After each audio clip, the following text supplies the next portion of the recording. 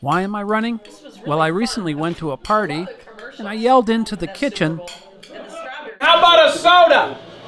Oh yeah, well how about coming getting it yourself?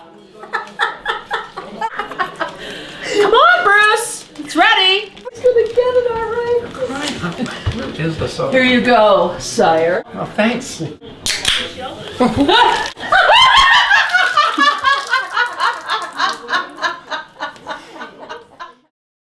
Once you open it up, you're likely to be surprised by what comes out.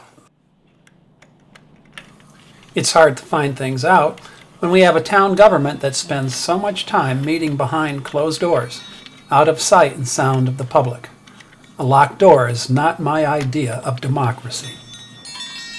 In our neighborhood, it began when the town and a private developer cooperated over a development at the end of our road. Part of the project involved putting in sewers. Don't get me wrong, sewers are good things, but when you don't need them and don't want them, why do they have to be forced on you? Other areas that need them and want them are given the cold shoulder. Consider the Essex Alliance Church. I love their sign, making friends out of strangers. Our select board seems to want to make strangers out of friends. Essex Alliance needed and asked for sewers, but the select board just wouldn't make it available. Let's talk about economic development. I admire what the folks in the Junction are doing to preserve the historic nature of the village and the viability and vitality of local businesses. Meanwhile, outside the village it's a different story. Some of our most popular local businesses are being sacrificed to the large cookie-cutter chains, and a little bit of local pride and flavor disappears.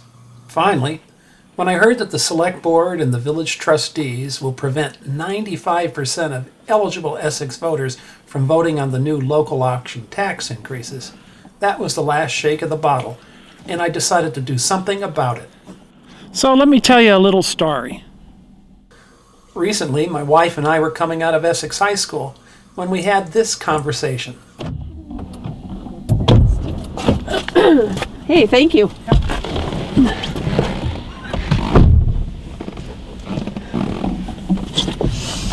Ooh, it's cold. Yeah, it's cold. That was really fun. Yeah, I enjoy going back and seeing the games. It was nice. It was nice. I know. We hardly ever get back here now that the kids are graduated.